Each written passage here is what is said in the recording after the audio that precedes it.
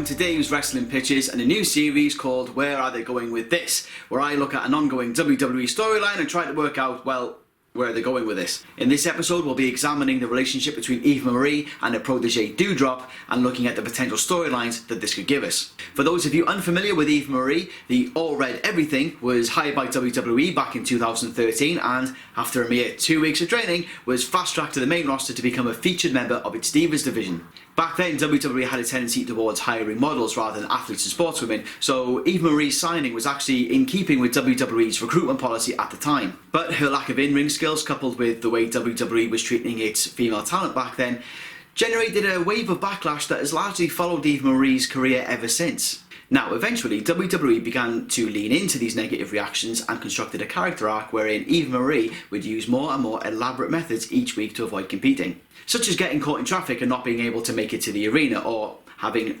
problems with her ring gear, that sort of thing. And for the briefest of moments, it appeared as if WWE could actually be building towards something interesting, when, sadly, Eva Marie failed a wellness test for prescription Adderall, and not long after was released from her contract. And that was it until the year 2021, when Eva Marie was rehired by the company in a move that infuriated pretty much everybody. The vocal section of the fan base, who were still angry at Eva Marie for taking a more deserving wrestler spot back in 2013, were downright furious at the same thing happening again, especially at a time when WWE were releasing half of its mid-card due to budget cuts. To make matters worse, WWE attempted to portray Eva Marie in a sympathetic light, showing her as a celebrity that just wanted to help the little person and asking us, did you know it takes 1,000 pictures to get that one perfect photo? And unfortunately, this was never going to work because Eva Marie is not a sympathetic character. For us to feel empathy for a character and therefore feel sorry for them, we either need to see ourselves in their portrayal or ourselves in this situation. Eva Marie is a model turned professional wrestler getting paid very good money to live out the average fan's dream, and therefore not a relatable character for the majority of WWE fans. On the June 21st, 2021 episode of Raw, Eva Marie made her re-debut in a match against Naomi. Well, almost, but not quite, because Eva Marie actually sent a protege to fight in her stead.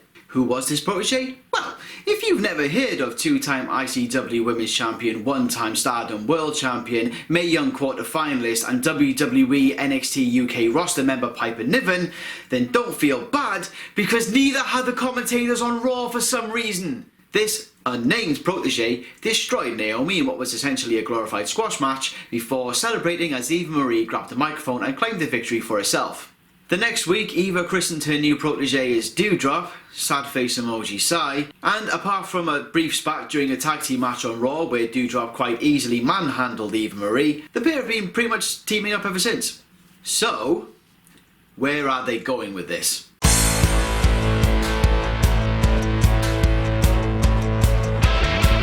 One of the more likely options in this storyline is the tired and tested one of Master brings in protege, Master teams with protege, protege turns on Master, a la Shawn Michaels and Diesel. Diesel was Shawn Michaels' bodyguard, helping him to win the Intercontinental Championship, teaming with him to win the Tag Team Championship, before turning on him in a rivalry that was dubbed Good Friends, Better Enemies. Now, there's a pretty big problem with that storyline option, and it rhymes with Eva Marie. We already know that Eva Marie is not the wrestler that Doudrop is, so that rules out the protege angle, and due to the significant difference in the in-ring abilities, that would leave Doudrop to do most of the in-ring stuff, with Eva Marie relegated to the role of bodyguard on the outside of the ring.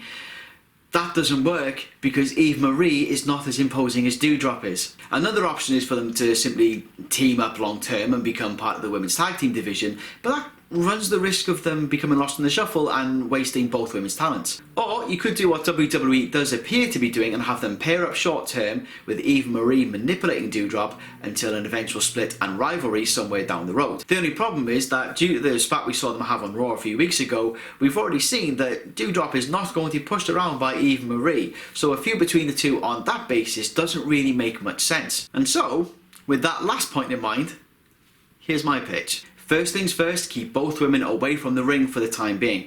WWE only has a limited number of teams in its women's tag team division for them to work with, and seeing them get thrown in with random ass pairings or enhancement talent is going to get tired after a while. In the weeks leading up to SummerSlam, air vignettes of the pair in the Performance Center Doudrop squashing talent in a training ring while Eva Marie sits at ringside, brushing her hair, doing her nails and talking to the camera. She tells us, "I always knew I'd be welcome back in this company because in this place, Opportunities go to those whose face fits best. It takes 1,000 photos to get one perfect picture, and I am picture perfect. And when she's asked if she's so confident of always getting what she wanted, why is she teamed with Doudrop, Alva acted a little coy, look away from the camera before saying, let's just say deals have been made. Bring the pair back after SummerSlam, and for the first 2 weeks on Raw, have them squash enhancement talent in the ring, Doudrop doing all of the work, Eva Marie not even turning her head to look at what's happening. Now, in these squash matches, we can start to lay the groundwork for what's going to come later. You see, when Doudrop is savagely beating these women in the ring, you can see on her face that she's really enjoying herself. She is taking out a lot of anger on these smaller women. And in a way that's not addressed by the WWE commentators and not called out in any way, have Eva Marie look less disinterested and more disgusted by what she's seeing.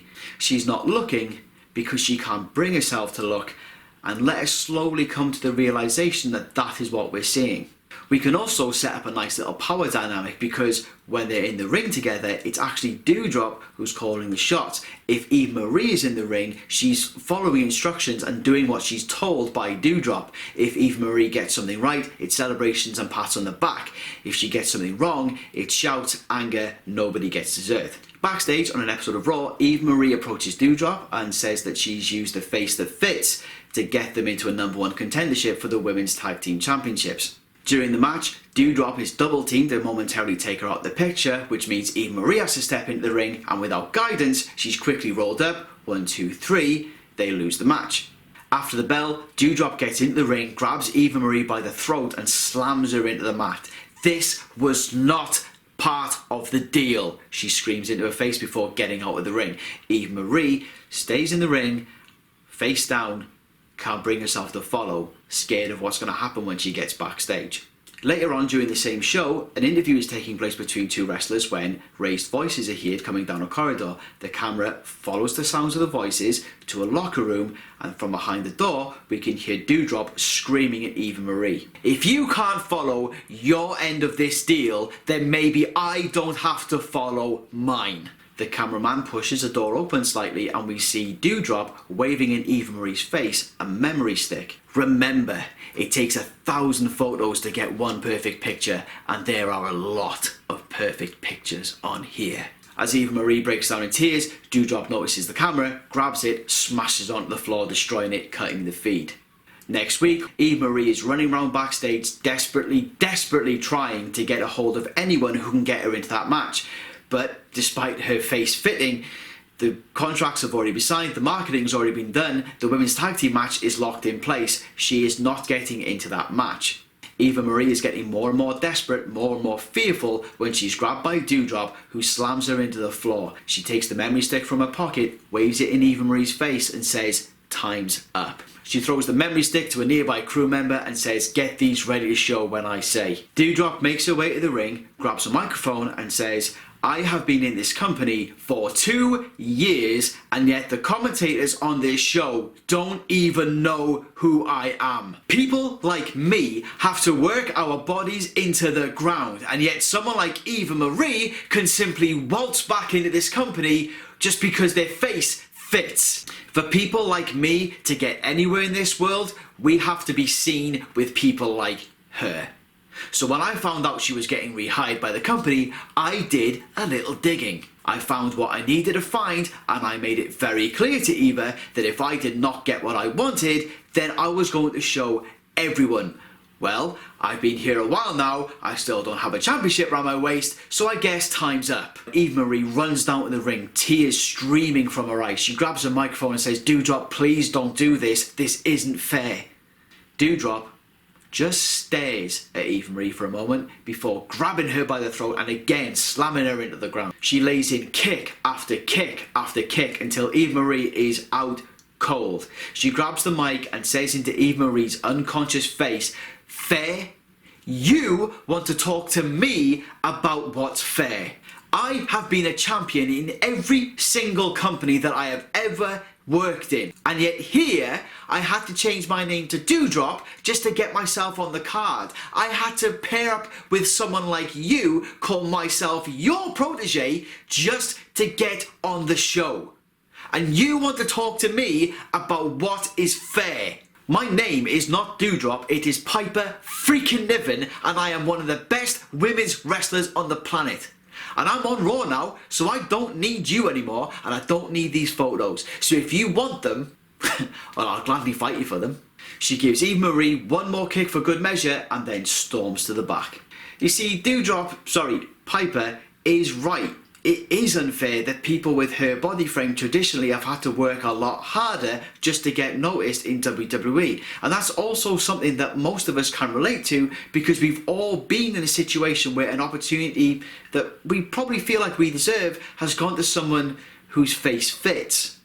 But Eva Marie hasn't actually done anything wrong. She's been given an opportunity and she's taken it. It's not her fault why she was offered that opportunity. She's also being terrorised by someone much bigger than her and much stronger than she is. And most of us can relate to that. You see, what I'm trying to do here is give the audience a choice. Who do you want to side with? And unfortunately, there is no right option. There is a section of the WWE universe that will not side with Eva Marie no matter what happens to her. But unfortunately, if you're siding with Piper Niven in this instance, you are siding with someone who is very much the bully. And if you're siding with Eva Marie, then you are unfortunately siding with the concept of looks over talent, siding with the idea of the face that fits getting the opportunities. Which side are you on? Let me know in the comments down below. Piper Niven makes her way down to the ring and places the memory card in the corner of the ring. Eva Marie's music starts and Eva runs down to the ring, launching through the ropes and diving at Piper Niven, feeling that their only chance is to try and take Piper off guard, to catch her when she's not expecting to be attacked. This initial flurry, however, doesn't last for very long as Piper Niven swats Eva Marie down. She's laughing, taking her time. Any comeback that Eva Marie tries to make is swiped aside easily. You see, we can allow Eva Marie to make the odd comeback or the odd bit of fire, but this story isn't about Eva. This story is about cementing Piper Niven as an intelligent and dominant villain. Because women of shall we say, a larger frame in WWE are only ever allowed to portray two types of character. They are either portrayed as women who have been bullied their whole lives for the way that they look, or hulking great monsters who squash everything in their path. And what we're doing with this storyline is kind of giving Piper Niven the opportunity to play both at the same time. She's a dominant monster, but she's acting out of real and understandable pain and frustration. But anyway, back to the match. Piper Niven has once more beaten Eva Marie to the point of unconsciousness and places one foot on Eva's chest to pick up the most dominant of 3 count victories. She walks back to the corner with the memory stick, picks it up, looks at it, wonders what to do next. And realistically, at this point, we now have 2 options. Option A, Piper decides to actually broadcast the images that she has of Eva and reveal the dirt that she's got on her. Now, this can get tricky because you don't want to get too personal, but anything that isn't really that scandalous is going to feel like a bit of a letdown.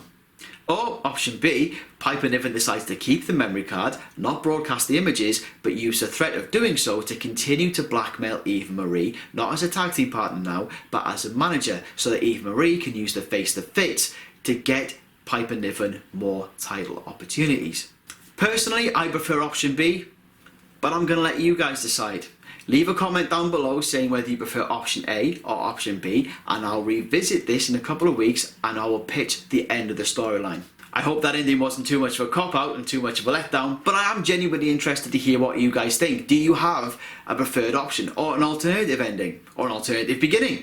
Let me know in the comment section down below. Please don't forget to like this video and subscribe to the channel if you haven't already done so. You can also find me on Twitter at Dave's Wrestling Pitches, Dave's_pitches. The link will be in the description down below. Thank you very much for watching this video. My name's Dave, this is Dave's Wrestling Pitches, and I'll see you all again soon.